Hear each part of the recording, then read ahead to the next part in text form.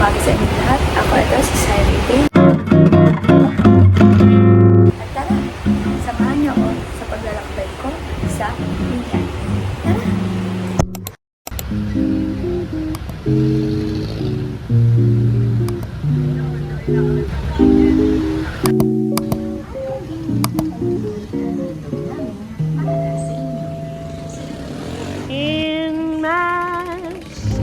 Sa malalayang pook ng San Pedro, Laguna, matatagpuan ang Barangay Binyan. Ito ay isang lungsod na puno ng kasaysayan, kultura at mga kwento na bumabalik sa mga nakaraang taon. Dito, matutunghayan natin ang makulay na buhay ng mga tao at ang kagandahan ng mga pook na tiyak magugustuhan ninyo. Tara, samahan niyo ako maglakbay.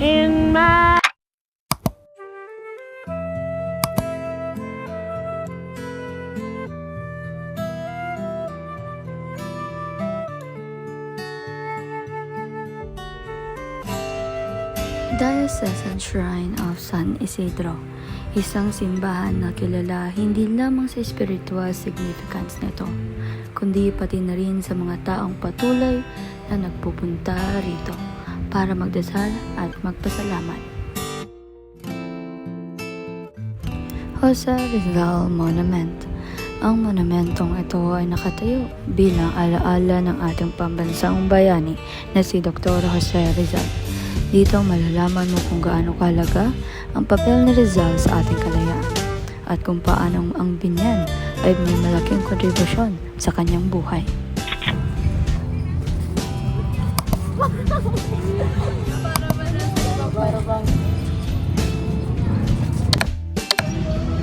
Magandang hapon po. Tanong lang po kung ilang taon na po kayo tapos kung ano na po kayo katagal. Ako nga pala si Jose Lopez, beauty person yan, kapabadero dito sa Plaza Binyan. 51 years old at nag-isang taon noong June. Masa naman po ang experience niyo? So bilang kabadero, ang experience dito ay maayos naman, masaya, may mga challenges, pero higit sa lahat masaya. Dahil tungkulin ng mga kabadero ng Binyan na pangalagaan at protektahan ng mga infrastruktura na tutukoy sa kultura ng nasa, versus money, kultura at mga lugar dito na nasasakupan namin. Sa isang taon na po niyo, ano po yung mga lugar na masasuggest mo puntahan ng mga turista? So dito syempre, ang magsasuggest ay ang plaza. Dahil ito ay actually nag-undergo ang renovation ng plaza. So February 2023, binuksan ng bagong mukha ng plaza. Ito yun. Kasi actually, way back elementary days ko, hindi ganito itsura ng plaza. So original structure ng plaza ng bata pa ako ay ito ay may bakod, parang gate, so hindi siya accessible sa public. Tapos doon, sa gitna ay gagawin ng kalsada yung dating gitna, basketball court. Sabi yun. So dahil sa gandang reaction ng Binyan, sila ng pagdating ng plaza, ito yung pinalabas natin. Maraming salamat. Salamat kuya!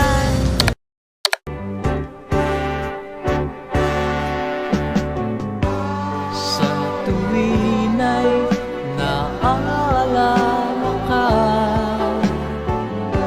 sa pangarap laging kasama ka. Ikaw ang alaala sa aking pag-iisa. Wala nang ibigin pang iba. Alberto's Mansion, isang mansyon na may kwento mula pa noong mga unang panahon na naging tahanan ng pamilyang Albertos, isang prominenteng pamilya sa Binyan. Kilala ang mansyon na ito hindi lamang dahil sa kanyang arkitektura, kundi dahil na rin sa mga kwentang bumabalot dito. Alam mo bang tanging ligaya ka?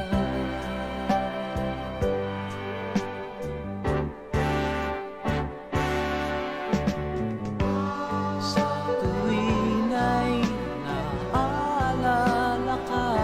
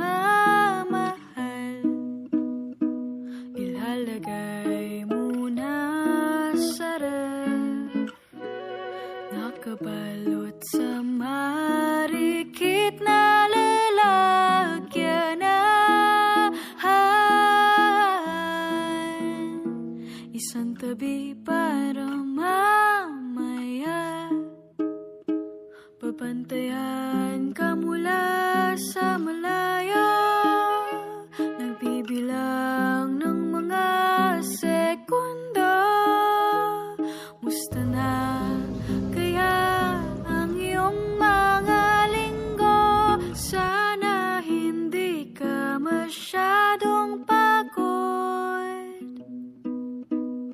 Sino kaya ang nasa iyong isip? Kasama pa ba ako sa mga salo o sa ganda mong lagnay, sila'y maaakin. Kapag tinapuan ang tanaw, mabibighani ang sinumang sisilay. ¿Quién es ella? La Bulaqueña. Wari mo ay buhay nga obra, hinaling tulad kay Maria Clara. Sino ka ba sa buhay ni Luna? ¿Quién es ella? La Bulaqueña. Larawan ng dalagang Pilipina. Sa parot sayang, walang kaparis. Taglay mo ay gandang walang kawangis. Isang mahiwagang Good afternoon po, Miss. Pangalan po. Name po. Then, sorry po kung paano po nag-start. Then, kung gano'n ako po kagay dito. Okay, I am Sharon Torres Lucido. I actually started my bakery since I was 23 years old, so it's already 17 years. But then si Mother started last pandemic only, 2019. So we've been working on this for 6 years now. Ano po history po kung bakit po kailangan siyang home resident? Sa iman. Well, as you can see, we're all only making ensaimadas here. So, kaya tinawag na namin siyang home best ensaimadas. Kasi yun talaga yung main, main product namin. And then, when we started during the pandemic, then again, when I started 17 years ago, it was only a bake shop, maliliit na bakery lang. And then, pandemic, since nag-lockdown and wala na kami dito, I decided to put up and make my own recipe. Thank you, Mars. Sino ka ba? Ella, la Bulaqueña. Larawan ng dalagang Pilipina. Sabi niyan, matututo tayo hindi lang sa nakaraan, kundi kung paano pahalagahan ang ating kasaysayan at kultura. Ang bawat lugar, tao at kwento ay paalala na ang tunay na yaman ng bansa ay nasa puso ng bawat isa.